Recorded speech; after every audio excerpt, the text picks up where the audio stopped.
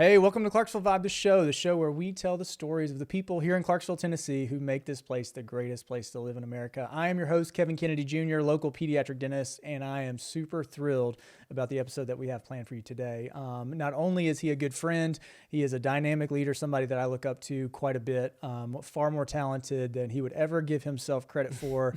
He is an author, he is a leader, a pioneer of lots of different things, and I believe this is maybe the most important episode that we have done so far. So make sure you've got some time, bookmark this episode right now, go ahead and subscribe or whatever you've got to do to come back to this, because you will want to take this in both for yourself and for those people that you care most about that are around your circles. My guest today is Evan Owens. He is the leader of REBOOT Recovery. He is the second smartest person involved in REBOOT. Of course, number one is his wife, Jenny. I was a little intimidated to ask her, so I asked you instead. I would be intimidated to have her on my own podcast as exactly. well. That's true. So we have the utmost respect for Jenny, and maybe if I get my courage up one day, we'll dive in with her. I don't know. Her schedule is pretty busy. I'm sure it is. Yeah, I'll never reach that line, reach up to that. But Evan has got so much going on. Incredible music talent, which I don't know how often you use that anymore, but he and Jenny, just super incredibly talented people, and they are leading this organization, REBOOT Recovery, which is around a decade or so of just unbelievable success, and it is launched and operated from right here in Clarksville, Tennessee. So I think if you have not heard about it, you're just going to find tremendous value from what we share today. So Evan, hey, thanks so much for being on the show. This is amazing. I feel like we're just hanging out with people watching. It's exactly what's happening. Which is way cool. We don't know when, but we know that a lot of people are going to tune into it eventually. Don't talk about things only happening today, in other words. Okay. And good. I do have to point out, we've got some of your memorabilia here from the very beginning. You know, I wanted to point out some things just in our backdrop. And REBOOT is just, I think, one of my favorite local nonprofits doing incredible work here in the city. Too. Mine too. Absolutely. Yeah. You've committed your life to it. Well, I want to softball toss you right off the front. Tell us about what is the mission of REBOOT. Sure. And give us a little bit of a scope of exactly how big is it right now? Yeah. So REBOOT's vision is simply this. We want to mobilize the largest faith-based response to trauma and suicide that's ever been built. That's what you call your big, hairy, audacious goal, right? A vision so big that we used to pray all the time, like, Lord, give us a vision that's so big that it's destined to fail without you, is what we used to always say. Wow. And so, and so that vision is fulfilled through 3 programs. We've got one for military, one for first responders and their families, and then one for anybody who's gone through trauma and their families, or support members as well. And gosh, I guess today we've got about 342, 43 cities around the U.S., 8 countries, 3 languages, 17,000 people have went through the course, one of the 3 courses, and each week about 1,200 people are volunteering their time. And when I say volunteering their time, I mean it's 6 to 8 hours a week of volunteer time. So whatever that would be, 1,000 times 6 hours. So it's like 6,000 hours a week. Yeah, that's a decent part-time job for a lot of people. Yeah, and so they're really the face, and they're the hands and feet. And it's started right here, and there's still a lot of leaders right here in our own community leading courses. I mean, that is really just mind-blowing because, you remember it when it was just one location, Jenny and I leading it. Absolutely. And I think what's amazing about it is, you assume that you guys are just plugging along and doing the same things that you've been doing. And then I'll read a report, an annual update or a quarterly update. I'm like, wait, how many cities? Yeah. Multiple countries? We've added 189 new locations this year alone. And I know that we are like 400 people or 500 people away. I remember years ago, myself and our COO at the time, John Dale, wrote 5,000 people. That was like the goal of what we wanted to have go through our courses. And we will have 5,000 go through this year alone. Wow. Which is intense. It's really mind-blowing. It is. And I'm excited to kind of get into it, because I think when someone hears that and think, okay, this is from Clarksville, like, obviously, why haven't I heard of it? Right. The content, but the impact has got to be really dynamic. And so when you say the number one resource for trauma, that's where that's where I think the impact is, because launching out of a strong military base like Fort Campbell, recognizing the need of how first responders then come alongside that. You and I have had really personal conversations of how our own lives have been affected by trauma to some degrees, giving a really strong definition to that and not kind of hiding behind minimizing it, or as what you call relabeling it, but just recognizing it for what it is, for the damage and the hurt that it's caused on our lives, how it's wounded our souls, as you've kind of given that terminology to it. You've just found an incredible worldwide global audience that has just been impacted in such a real way. And I can tell you the world is a better place because you've dedicated your talent to it. That means a lot to us. Well, and most people don't know this is not what you intended to do as you started out your career, right? No. You're CEO of a tech company and eventually decided that, hey, this is my life's work. And much credit to Jenny, who this was her scientific work as an occupational therapist. And it was her idea. I mean, her vision initially. Yep. Yeah. And then somehow she let you be a part of it. And you guys have just knocked it out of the park. Finagled my way in there. Yeah. I do want to show anyone who happens to be watching on YouTube, we've got a copy of the book that was just released within the last month or so here. We're recording on November 2023 or 2022, Healing What's Hidden, Practical Steps to Overcoming Trauma. And I have read through it cover to cover one time. I have this really weird habit when I read books that I think are powerful. I read through it with different color highlighters every time. Nice. So when I pick up on something new, like nice. Are we on to color number 2 yet? We're going to be for sure. Yeah. Yes. I had to get through this. I figured you probably dropped some nuggets on me that color will number 2 redirect me, but it is highlighted almost cover to cover. It's one of those books that is just so prophetic and so impactful in line by line, how it's organized, how just deeply affecting it is, I think, for the everyday person. Because REBOOT, when you think about it, or if you've known it for as long as I have, you knew it as this military resource. Right. And it has just evolved and it's grown, and the language has become so universally applied now that it really is for everyone who've identified their traumas, and maybe who have either minimized or relabeled their traumas and haven't recognized it as trauma yet, and how it is affecting their day-to-day, how it's affecting their family history, how it's affecting their family's future, all of those things. And that's actually what the science, the reason we branched out into our third program, Trauma Reboot, in the first place, and what led to the book, was we started analyzing all this data from our military and first responders program, and we also looked at all the spouse and caregiver information. Now, these are people that don't have the same type of trauma as the service member, right? And yet they all were reporting these incredible health improvements, scientifically speaking. Not even exclude all the faith stuff, just science. Sure. And so it was like, well, wait a minute. If it's working for them, well, then they don't have this specific lane of trauma. Could it work for everybody? And so then when COVID hit, we released this free online course called a crisis course, and it just went crazy. Yeah. Like thousands of people downloading it in the first couple of days, and the major news networks calling us, and we were doing morning shows and all this kind of stuff, and that's what led to the book. And and I think for me also, I want to say this, for people who have trauma that are not in the military in Clarksville, I think because the military has such an amazing presence here, and there's so many resources here in this community, sometimes I do fear that maybe we overlook other trauma sufferers. There's sort of like, there's no pot of gold, there's no benefits, there's no big nonprofits serving these populations, because military is such a big presence. But we have people in our group right now who have been abused and neglected and rejected and raped and molested and all these other terrible words. There's no benefits packages. There's no. And so we want to be there for them as well. Yeah. And help hopefully find them. And the book is just another tool to be able to do that. Yeah. And that's what I love about your content. You can find it in short blurbs. You can find it in video form. Now you've got this book that you can really digest. You can, attend a course, be a part of a course online. I mean, there's so many options to digest it. But totally I think that, a question about the book is, what's the why? And if I'm gonna read what I got from the book and then just let you expound on it. Okay. But here's what I think the why is. I'm interested to hear what you say. This is gonna be good. Is to help you heal hidden wounds of trauma, to embrace a brighter future, and to live a life full of joy, purpose, and freedom. Yeah. I mean, we rejected writing a book for a lot of years. And the reason is that in our experience, especially people of faith, are really bad about somebody is drowning. And what we do is we go to the bookstore and we buy a book called Learn How to Swim. And we toss the book to the person who's drowning and say, if you read this, you'll be able to swim your way out. That's right.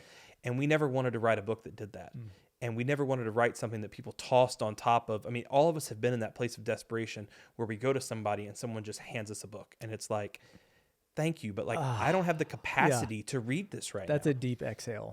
Right. And it's kind of hitting the spot right now. Right. And so what we wanted to do was write a book that was easy to read once, but reference often. And we wanted to do something that people who loved someone who had a traumatic experience could read and be able to have some shared vernacular to say, here's some intelligent questions. Yeah. Here's some helpful things that I can say to you. And that's well, what I it's can done tell you, so I far. mean, even just as a casual reader, I was able to use some of the language just in a group chat with some of my friends that we graduated dental school together. Oh, wow. And just within the last week, one of them shared, today was my brother's birthday, who just happened to die from an overdose within the last year. Wow. And so this friend of mine's probably mid to late 30s. His younger brother was early 30s. And, when you get that in a group chat on a Tuesday morning at 7 a.m., it's like, what do you do? You don't just hold down the thumbs up icon and let it go. Absolutely. Yeah. So to be able to respond of, grief is a shared experience. It really just identifies how much we actually loved someone. And we have to recognize that there is loss, but there was good that came from it. And we moved through it. That's what I got from your book. Right. And I was able to share that. So even just like the tool that you said of having shared vernacular or language to be ready to sit with somebody in their grief when you don't expect it coming, I think is really, really profound. Yeah. I think another thing that was very profound is you said trauma doesn't discriminate, right? It so affects all of us. Right. And there's, in what I've read of trauma from you and from others, there's this distinction sometimes between big T traumas and little T traumas, right? And there are these things that universally culture would look at and go, gosh, that is traumatic. Right. And then there would be things that we feel are traumatic and they might be little T traumas, but they've affected us very deeply. Right. And I think you did a great job in the book of describing that it really doesn't discriminate, well-resourced, under-resourced, young, old, rich, poor, doesn't really matter. Yep. So tell me a little bit in your experience from leading some of your groups, like where have you found, like when did you first notice that it's really so far beyond just this maybe little subset of who we thought were war veterans? Yeah, well, I think that when we started noticing, I mean, from the earliest days, the stories people would tell us were different, but the outcomes were always the same. So the input was different, meaning I stepped on a pressure plate and hurt myself. My friend was shot, or my marriage suddenly ended, all the way then to the first responders. I had a terrible call where a child had this happen or where this happened, all the way then into what we do now, which is, and I was kidnapped, or, and then I was in the car with him and he choked and he died, or whatever it may be. I think what we find is the input of the experience is different, but the outputs a lot of times are the same, which is our human response mentally, emotionally, spiritually are pretty much standardized across the board, in that there's a certain default response that we have when it comes to inputs into our life that are things that we don't want, things that we want to avoid. And so when we started noticing those trends, then we started to say, okay, there's got to be some common ways that trauma wounds us. Because if I said, when you get cut, what happens? Everybody would say, you bleed. Right? Yeah. Well, the same would be true is when trauma happens, what happens? A lot of times people were kind of caught off guard by the responses. And so if we could say, hey, this is what's going to happen when you get cut or when you get wounded, because you're not broken, you're wounded, and wounds can heal if proper steps are taken. And so if you're bleeding, we're going to bandage it. Well, if you have trauma, we're going to do X, Y, Z. And we're going to look at these are the ways that trauma wounds us. And that's really the meat of the book, is the different root woundings of trauma. And I think that's a different approach than normally what happens is we talk about what symptoms are caused by trauma. Yeah. And that's a fundamental shift that's when we found, like, that's where it gets very diverse. But when you say, like, how does it wound you? It's much more homogenous. Yeah. Yeah. And I think a critical part of that is, what you talked about in the wounding is demystifying it. That's right. Giving you language to identify it. And so, the one thing that I liked that you mentioned is, we're choosing not to relabel this. Right. And what does it mean to relabel trauma? Oh, my dad, he wasn't abusive. He was just a firm disciplinarian. Or mom, she was an alcoholic. She just drank a lot every day. Yeah. Or, fill in the blank. I mean, we choose these softening ways of excusing behaviors that happen to us that simply weren't the way it was meant to be, that simply weren't normal. I think the other one is we live in an age where perhaps the greatest trauma that I see, that I believe is it's a softening of the ground that allows regular traumas to sink deeper within us, which is the trauma of abandonment. We see entire generations of people growing up in broken homes, growing up in homes without traditional presences. And so what this happens is you have this feeling constantly of I wasn't enough. And that wounds us somehow, but we don't even talk about that anymore. It's just like, well, that's a normal family. And we just kind of excluded that. And that is, praise God for those single parents. Like, thank you for them. But when we look at the science of it, it definitely is a precursor to additional trauma. If you study anything with adverse childhood experiences, I mean, all the data points to it, you know? So. Yeah, ACE events, even in the pediatric dental world, you know, it affects everything. How we make clinical decisions of how can a child handle what might be a traumatic dental experience, right? And, you know, whether it's an accident or it's, you know, this big procedure that we've now got to do, something that's unexpected.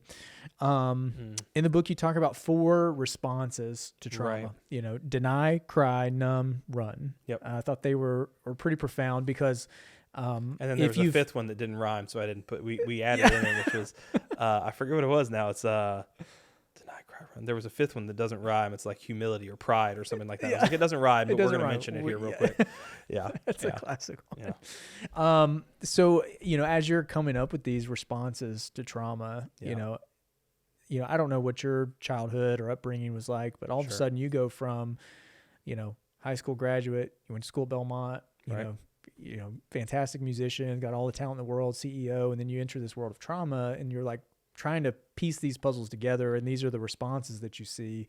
How did you start to form that framework of saying these are the common patterns?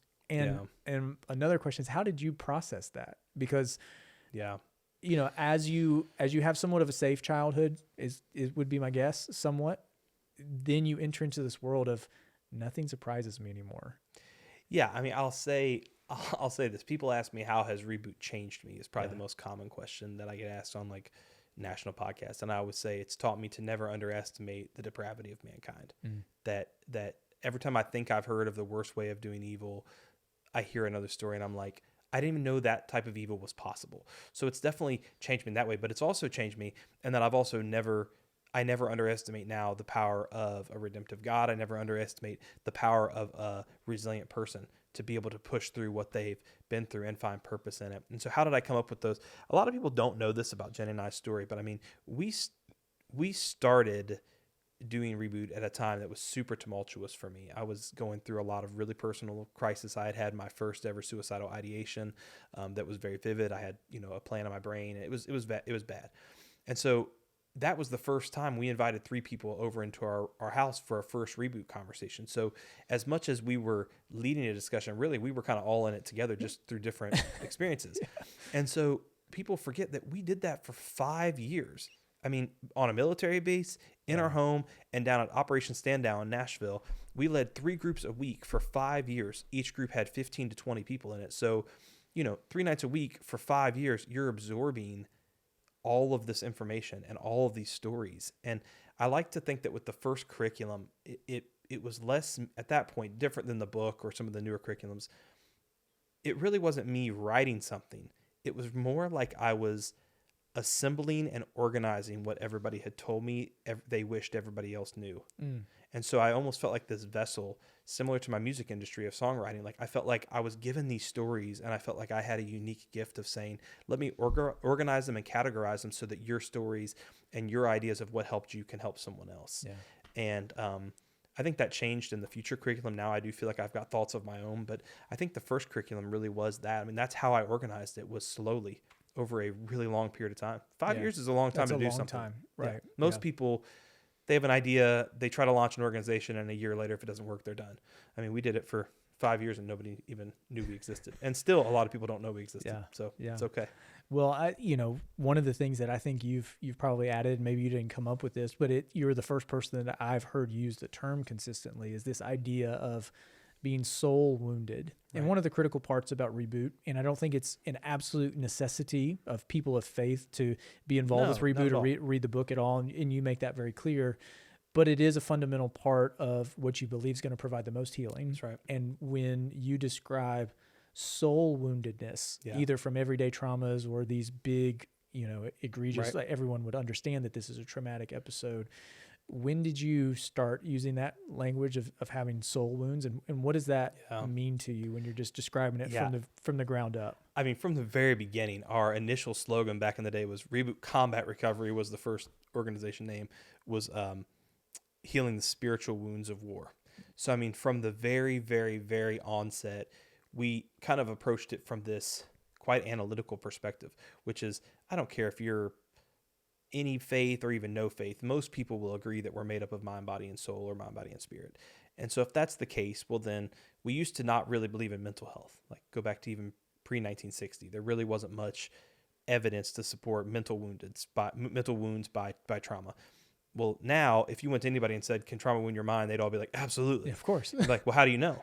Well, because I've got mental health issues. And I said, okay, cool. Can it wound your body? Well, yeah, absolutely it can. And I said, okay, but you agree your mind, body, and soul. So the question is, can it wound this third piece, this soul piece? And it was amazing that from the earliest groups, I mean, I'm talking like first 6 months, I remember asking that question. And every person, including me in the room, was like, dang, that's a really interesting thought that I've never thought about before. And that was really the beginning of what became Reboot, was this question of, if it can wound your soul, then what are the symptoms of a wounded soul? What are the ways it wounds your soul? And how do you go about healing a wounded soul? How do you heal it? Yeah. And I think that was really the genesis of what Reboot has become. Yeah. So if you were to say, hey, this is what I hear when I hear someone describe a wounded soul, what do you hear when someone would say that? I would simply say this. I would say that when all of us experience trauma, there is something inside of us that simply shouts and screams and says, this is not how it was meant to be. Right? That creation groans. What is that voice? Yeah, right. Because that voice, if all you've known is suffering and trauma, right? Which is what a lot of people have. Well, then what makes you think that that's not the way it was supposed to be? Because if that's all you've known, well, then that's all there is. So it should be that way. Maybe this is what it's supposed to be. Right. So something inside of you says that's not the way it was supposed to be. That's eternity placed in your heart. That's the DNA, if you will, of your soul. So therefore, there's something shouting that says there was a world where this didn't happen, and you long for that world. And every time we come in, that's what we say in the book, is trauma is your personal intersection with the brokenness of the world. That's what trauma is. And some of us, that happens slowly and gradually over many years. Others of us, we can pinpoint the exact second that we intersected with the brokenness of the world. Whether you were a Christian, a non-Christian, a Muslim, atheist, gay, straight, doesn't really matter. All of us can say there was a moment or a series of moments when I realized the world was not safe. And when that happens, that's trauma. Yeah. And that's a wounding of the soul, because that's not just mind, because mentally you knew that was going to happen. You knew the world wasn't safe. Yeah. And yet you were still caught off guard. Why? And I think that's a soul wound. Well, I think people can definitely hear in how easily you talk about this. You're an expert on trauma. Talk about it a lot. That's for sure. You do talk about it a lot. But I think a critical part is, even in the book, healing what's hidden. Like, the first word of your book title is healing. So, we can't spend all day defining what trauma is and how it affects people without talking about a journey towards healing, because that's really what people want to know. Yeah. And so talk to me a little bit about the spiritual aspect of healing. And I love so many of the examples that you included in your book.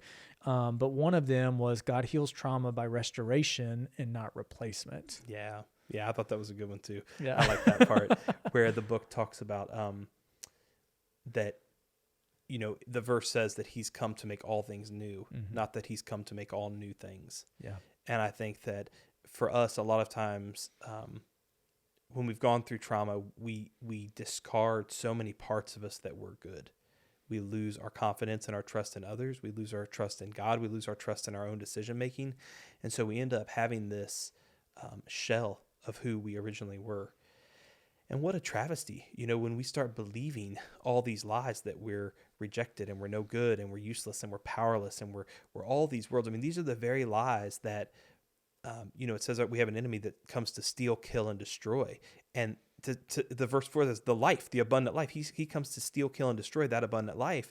And so when those weapons do it, we might as well be dead, because it's robbing us of the life, the gift of life that God has given us. And I think when I see God's redemptive power and the power of redemptive community in people's lives, it's unmistakable, for one. And I'll just share this one other thing. Sorry, this is something not in the book and not in the curriculum. You ready? This is some bonus material right now.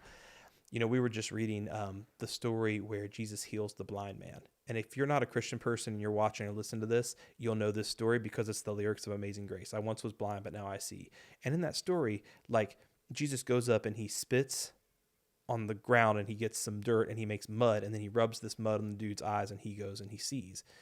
And I was thinking about that story and I thought, like, that's really interesting. Like, he didn't use essential oils and medicine to heal the man. He didn't use wine. He uses two ingredients that, I don't know about you, but I don't want mud or spit anywhere near my eyeballs. Right. These are two subjects that if somebody's like, hey, I can't see, spit into my right. eyes, Yeah. nobody's going to say that. I've got 10 other ideas that might be more helpful. Right. Yeah. Let's do that instead of that. But yet he uses things that none of us want in our lives. None of us want those near us. And yet that's what he used to help the blind man see who he truly was, to see a way out other than suicide, to see, a future that was brighter, to see himself as God truly saw him, and then to go share that with other people. And I thought about, isn't that what Reboot's really about? Isn't that what Healing What's Hidden is really about? Is saying, we're going to take those things. God's going to take those things that seem irredeemable, those things that you didn't want anywhere near your life, and he's going to give them purpose, and out of them you're going to see something that you couldn't see, that there's a restoration process that's going to make you more valuable than you were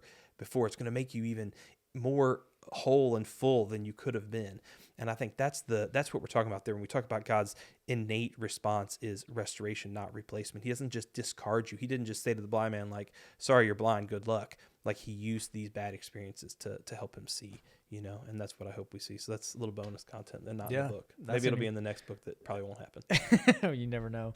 But I know more than you know. I'll tell you that much. Well, you did say in the book, relief from trauma doesn't come by pursuing relief. Like, it comes from pursuing abundant life. And so when you bring up the story of how the scripture talks about this abundant life, but the enemy comes to steal, kill, and destroy, to take that away, that it's the pursuit of life that is meant towards healing. And I can tell you, even in my own personal journey of unpacking grief and unpacking trauma and understand how it's affected my life, this idea of wanting to pursue life is much more challenging than the idea of just saying, just take that crap away that I had to experience. Right. Because if you can just push that away and I can just build, if I can just have some relief from this mess, that to me seems a lot easier than carrying this load and bringing it with me and moving in a direction towards abundant life and still having to carry this rucksack of pain with me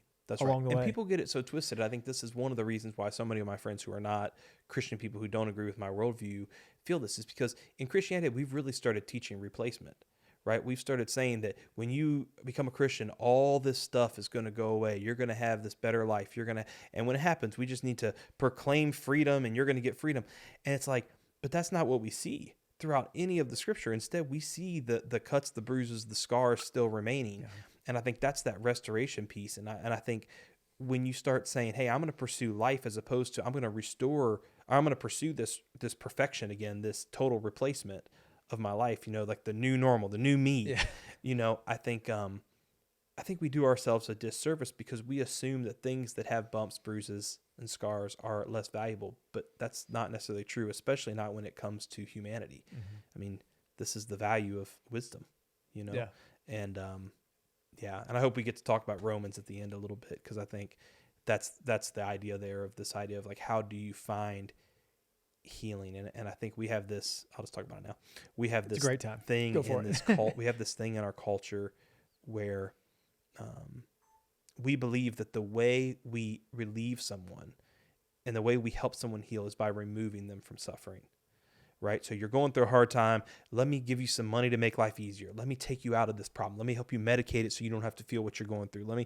And all that is great intentions, and I get it. And there are times when that is necessary. I want to make that clear. But yet we look in Romans and we see how Paul gives us this formula for how this resilience is built. He says, we rejoice in our sufferings, knowing that suffering produces perseverance, character, and character, hope. And so therefore, if we want people to have hope, then what's the first essential ingredient? Suffering. Mm. But if I was to ask 8,000 students in a high school right now, where is hope found? Not one person would say suffering. No. Nobody. They would have said free time, self-care, friends, medication, whatever it is, therapy. And yet suffering is the ingredient that Paul says in order to get to the hope, you have to go through the suffering. And so when we remove the suffering, when we try to go with a replacement strategy as opposed to a restoration strategy, when we try to bypass the suffering, we accidentally bypass all the other exits that are there, which is the perseverance, the character, and the hope. And we read all this stuff in the military, especially about resilience. That's really another word for character. Right? And so we want to know why we have this issue, right? Well, it's like this issue of suicide. Well, it's because we're trying to bypass the suffering so much so that we're going through it, but we're not seeing any fruit from it. And what a waste of an experience to say, like, I'm suffering, it's miserable, I hate it, and I'm getting nothing out of it. Yeah. Like, it's not making me better in any way. And so it's like, why not repurpose that? Why not, even if you're not a Christian person, say, like, how is this going to grow me and change me? How's it going to create character and perseverance and ultimately lead to hope? And I think that's what we're seeing here in Clarksville is, like, in record numbers, we're seeing people who are actually leaning into their suffering and who are doing the hard work of healing as opposed to numbing out, which has been the solution for the past decade in Clarksville. And it's so much easier to numb out and choose an addictive substance, whether it's Netflix or illicit drugs or sex, whatever it is, for a while. Yeah, absolutely. Yep. Well, another fundamental part of Reboot, in which you've seen to be successful, is this kind of idea of healing in community. That you make that very clear.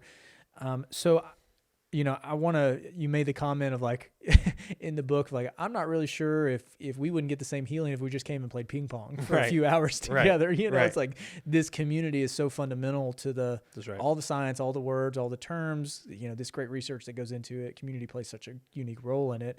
Yeah. So for someone who might be listening or who might be in a stable place but knows of someone who's really struggling and doesn't know how to approach them, what would you say is so critical in what you found over these 10 years, and why is community still a fundamental piece of what Reboot does? Yeah, if I forget to answer that question, come back and ask it to me again, because I want to say first, I think that in a world of awareness, for suicide prevention, for trauma, everything's about awareness. And I am convinced more than ever today than I've ever been that the solution to suicide is not more awareness, it's more connectedness. And that is what we are missing in culture. We're missing genuine, authentic. And I'm not talking about how many friends you have. I'm talking about deep, authentic, loving, trusting relationships where we learn to practice casual vulnerability, And I think that what I mean by that is it's the ability to have a difficult conversation. And I know some of the people out here who run businesses, et cetera, have dealt with this. I mean, it used to be when an employee left, there was this difficult conversation. They would sit down and they would tell you why they were leaving, but you manned up or womaned up and you had those conversations. And now people are just leaving and vanishing. They're quitting via text message because we're doing anything we can to avoid difficult conversations. And I think that difficult conversations, when built around a culture of love, is so important. And I think there's something so different. I mean, today it's become almost cliche in the I'm around a lot of Christian influencers now and that kind of stuff. And all of them will get up on stage and they'll say, it's okay to have Jesus and a therapist. And I agree with them, it is. But when you have 80% of people that are of upper middle class in some mega church having to have a counselor, something's wrong. And I was just at a church where that was the case, 78%. Because in the day, you think about it, like, really what we've done is we've said we're too busy to slow down and hear your problems. Instead, go pay somebody who's willing to listen to you. Or not skilled enough to listen. Or we say we're not skilled enough to listen, which is another way for saying that maybe we're selfish and we don't really want to. Because whatever. The point is I'm friends with counselors. My wife's a freaking therapist. I love counselors. But I think that there comes a time when we have to say, okay, let's get back to being connected. Let's get to a place where we can be interruptible enough from our football schedules and our soccer games and our church schedules and all this stuff to say, like, there's no one in the world more important than you right now to me. And let's sit here and you just talk. You're the most important thing. I'm going to shut everything else off.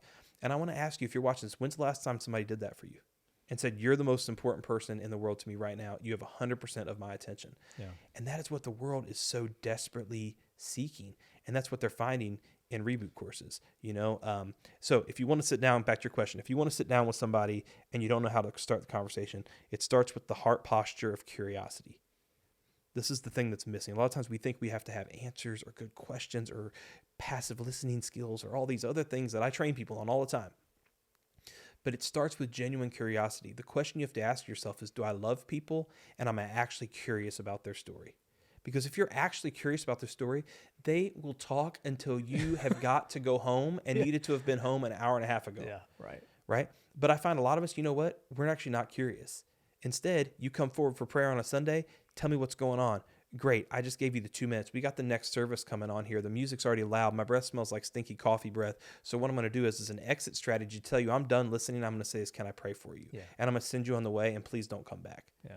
And we wonder why prayer ministries aren't working at churches. We wonder why churches aren't seen as a life house for hurting people, is because we've used prayer as an exit strategy, and we're not connecting with people. We're just building more awareness. Hey, we've got a prayer team. We've got this healing ministry. We've got this.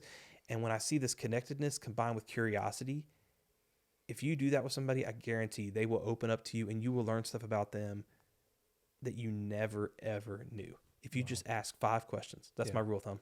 Ask 5 questions before you share any advice. It's that simple.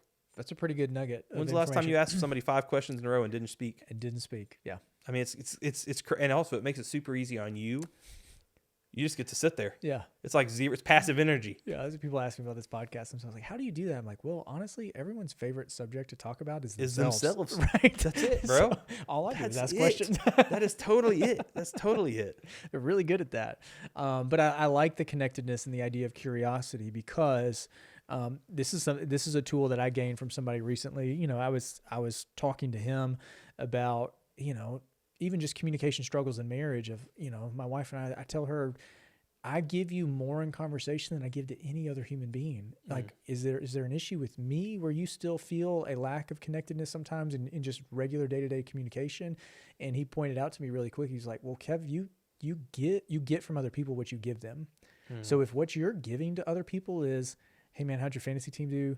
Hey man, how's your business going? How are you doing now? Do you like your truck? You know, that's what I typically give to people. Then that's what I get back in return. Yep. And so it was a really challenge for me to try to implement more times of curiosity where I'm willing to kind of sacrifice some time because, you know, one of my just core ethics that makes me feel powered is productivity. And I've got to give up this idol of productivity to meet people along the way. Or reframe it and say, this is productive. Yes. Right. Even to better. give language to it. But his challenge to me was, you know, give people something that you're not comfortable with and watch what they give you. That's right. And so I think that idea of and demonstrating something doesn't have curiosity. to be a story that relates. What you could be giving them is your undivided attention. And that's what I've found. I mean, I've sat across from so many people, and they tell me things that I don't want to know these things. These are like terrible things. Sometimes I learn intimate details about people's marriages, and I'm like, I don't want my food anymore. Like, this is way too much information, you know? And, but it starts with curiosity. Yeah. Lots of grace, little bit of pinches of truth, lots of grace. Yeah. Well, seems to me on the outside looking in, Reboot has had some really big wins over the last couple of years. Even recently, you're kind of closing up a tour of getting to go out on the road with Brandon Lake, who's a pretty influential Christian music artist. I don't even have a tattoo yet, though. Yeah. So, you know, I've held off on that. But the Brandon Lake, he has tattoos everywhere. It's coming. Yeah, YouTube channel. Tell me about how you got connected and what was that experience like of being able to integrate Reboot brand into something with as wide appeal as this is. Yeah, he's been great. I mean, the whole tour has been amazing. We're out with him and a guy named Blessing Offer, which if you've not heard Blessing's music, I don't care if you want to stop this podcast and go listen to it right now. Yeah, so it came about through a series of connections. We did a bunch of speaking events out in California at some church called Harvest and some other stuff, and met a group of people out there, Jeff Gilbert, Milam Byers. Milam, his brother was actually killed in action in the military, and we got to work with his family. And then Milam was directly connected with Lake. Okay. And so Lake released an album called Help that was all about mental health, and the opening lyrics on the word help are like, you know, incredible. I forget what they are. He would be mad at me, but they're like something about, like, he talks about his mind's a circus, and there's flaming torches, and there's all this, you know, panic attacks going on. The lyric is, you know, help when the panic attacks, and I've got my back up against the wall. And I remember listening to it in California before it came out, and I remember being like, dude, we should team up with him. And so we did. And so we reached out and made the investment necessary. And, you know, it's I'll tell you the most interesting part, though, about it for me has actually not been the people that were, because what we're doing every night is we're giving out, Jenny and I and some others have funded tons of books to give to people to say, hey, read this or share it and then register for a course. We've had like 1,000 people say they want to join courses already. We've had, I don't know, some crazy number. And this is just in the past few weeks. But I say all that because I was standing at the concert one night and they do this really cool time of ministry and prayer during the show. And I was looking around, it was this huge arena. I mean, like 7,000 people or something, wow. Right? And I'm standing in the back and I just got done speaking on stage and I'm sitting in the back and having this surreal, like, wow, Reboot's amazing and I'm so awesome and this is so cool. And I looked over and there was this lady who's, you know, the people that like clean up the popcorn and stuff when everybody leaves. Sure. And she's sitting leaning against the wall in the back with her hands behind her back. And it hit me, like, what do all of the people who have to go clean up after this and all the security, what are they thinking about what they're witnessing here? Got all these happy Christians with their hands raising and they're worshiping and they're praying and all this.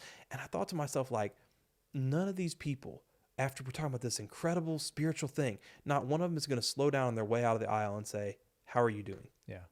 How are you doing? Because to get to a place where you're willing to, for an hourly wage on a contract basis, clean up people's dumped over beers and popcorns and stuff, you have to be at a certain place in life where things have gotten a little tough. And so that's what we started doing. We started basically flipping it and saying, we want to reach all the people in the audience, but we want to start by reaching the people that nobody else has seen. And I could tell you some incredible stories of us being bold and just walking up to a person and being like, I want to give you this. I've wrote a note in the front of it for you. If you want to come talk to us afterwards while we're tearing down the booth, because I know you'll be here late, we'll be here late with you. Wow. And we've had lines of people in their uniform standing in their little concession stand vests lined up to talk to us. And those people don't have money to give us. They don't have anything that we want. But we were the only people that saw them. And I think Brandon's appreciated that. I think he's seen that. And so, yeah, it's been a cool experience for sure. Wow. That's I never thought I'd be sitting on a tour bus with, like, you know, Kirk Franklin's over there and freaking Chandler Moore is in the back room and we're all hanging out and I'm sitting there like, hi guys. Yeah. Like, I played guitar once, you know, so. And your musical talent is really off the charts. They don't know anything about musical talent and they're not going to. That's a hidden secret. But no, they've been great to us. They know now. They've been great to us. That's amazing. Well, I do want to give you the opportunity because somebody may have listened to this and thought, gosh, out of Clarksville, there's this organization. How do you get connected? Yeah. First of all, and second question, I think just for the people in Clarksville who are maybe like myself, multiple generations deep, may not have heard about you. What has made Clarksville Fort Campbell so special as a launching point for Reboot success? Yeah, that's an easy one. So if they want to get involved, head over to RebootRecovery.com. We've got, 7 or 8 groups that meet all throughout Greater Clarksville. Some of them are in person, some are virtual, some are women only, some are veterans, some are first responders, a gamut, right? We cover the gamut. If you are hearing this and you think, hey, I want to be part of doing more than just playing in a golf tournament and raising money or, raising awareness. If you want to start getting connected to people, we'll give you all the training tools. It's not hard. 1,200 people who are not counselors are already doing it. You can too, I promise. Go over to Reboot Recovery and click lead a course, fill out a form, and a Clarksvillian will call you and get you hooked up. So we'll get you rolling in that. What an amazing opportunity. I mean, right here in our town. And the thing is, your group size will be 10 people, and you'll do one group and you'll think, why did I spend all these years doing traditional church ministry? This is so much richer. Yeah.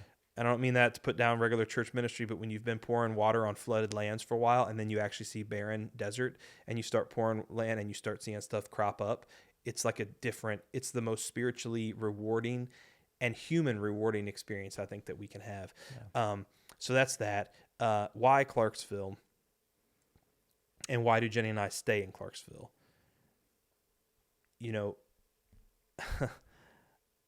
Clarksville is a strange place for a person like myself. I grew up in inner city Cincinnati.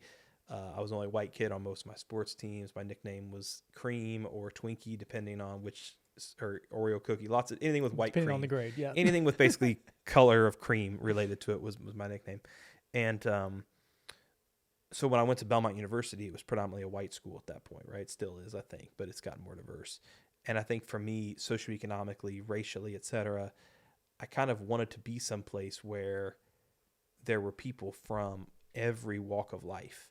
And Clarksville is far more diverse than what people who live at Exit 11 and Exit 19 know. I mean, it is extremely diverse if you just look for it. And so for us, I think the fact that there's socioeconomic differences, there's racial differences, there are these clear communities that you can do very deep-rooted work in is important. But I think one of the things that really makes it unique, maybe above everything else, because of the military influence, they understand community in a way that most people don't. They understand what it means to say, I've got your back, I'm in your corner because I want you to live. Yeah.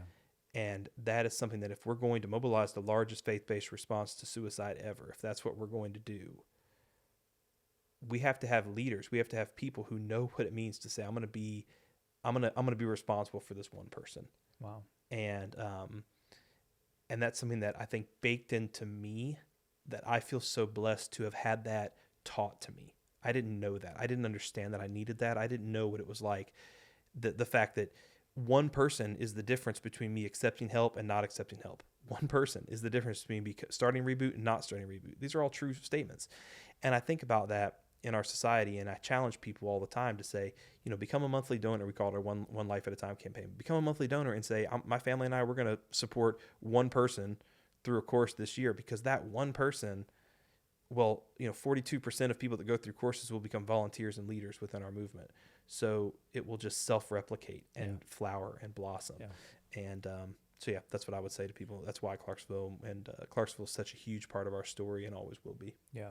It is so profound. And yet we're still like a well-kept secret in Clarksville, because I never do anything in Clarksville because I'm always gone. Yeah, and honestly, when you have your, this is like my first big Clarksville exposure. It only took us 12 years to get here. What's so funny is like when I follow your big events, it's like the sponsors are big corporations that everybody knows. It's not no discredit to who normally sponsors local things. It's not Jenkins and Wynn and F&M Bank. I mean, you're connected. But hey, Jenkins and Wynn, F&M, if you guys are interested in sponsoring, we would love to have your support. We still have a need. Yes, exactly. But I think what people don't understand is how well developed and how well thought out and how well executed this nonprofit is. Thank you, man. And it's not how easy. your vision is continuously expanding and your reach is far beyond what any of us could imagine. Yeah. And I think probably way beyond what you ever thought was possible. And yet here you are reaching up to 5,000 people in a course in 1 year. Super crazy. Yeah, it is. Yeah. We just started groups in Scotland and Guatemala this past week. It's crazy. It's really so I'm trying to get funders to fund me to visit each of these places. Yeah. Only the nice places though. That's I don't want, really well, I'm sure everywhere you got a group, there's probably a really cool thing that's nearby. Yeah, I will say we've got a lot going on in Ukraine right now, and a bunch of us will be taking a big team out at the end of January to do more work again. We've got a team that's there right now, and we'll be going. So. Wow. Yeah. So if you're passionate about Ukraine as well, get connected with us. We'll keep you updated on what's happening there on the ground. That is unbelievable. And as a Clarksvillian, I'm fifth generation here. I just feel so special that Clarksville has linked itself to, an organization like this, that we've got the character that you mentioned and this community minded mindset. Say what you will, about traffic, about all these other things that are driving us all crazy right now. In reality, we do live in a really great place where a lot of amazing, talented, influential people are creating and running and operating things like REBOOT Recovery. Yeah. And so thank you for it's a great place to live. Spotlight to share. Yeah, thank you for absolutely. That. Well, hey, if you have made it to the end of this episode, now you know why I said in the very beginning, I think this is probably the most important episode that we've done so far. Trauma just has its fingers into each of us. It does not discriminate, as we talked about. We talked about some ways that we can recognize and not relabel our spiritual and soul wounds, about how we can find healing through community, about how an organization like REBOOT Recovery is really on the front lines around the world, right here, just centered from Clarksville, Tennessee, as a launching pad around the world, doing amazing work, led by incredible people. We're thankful to have Evan on today. We will definitely upgrade and get Jenny in here sometime soon. But what a fantastic couple, amazing parents, just great friends. And so glad to know them and glad that he jumped on this episode. I'm going to challenge you. This was so powerful. And I know that you already know this, but go ahead and down at the bottom, share it and text it to one friend right now. Yeah. Whether they're in Clarksville or not, it really doesn't matter. But I think spreading the information to people in Clarksville is really important. So if you want to do one person in Clarksville and one person outside of Clarksville who you know will find it helpful, and then I would challenge you, as Evan said, find some time, engage some curiosity, sit down with somebody, ask them 5 questions before you give them advice. I'm going to take that as a personal challenge, and I'm going to do that in the next week, and I would challenge you to do the same. Thanks so much for sticking to the end of this episode. We will catch you on the next one where we tell the stories about the people in Clarksville, Tennessee who make this place the best place to live in America. Thanks.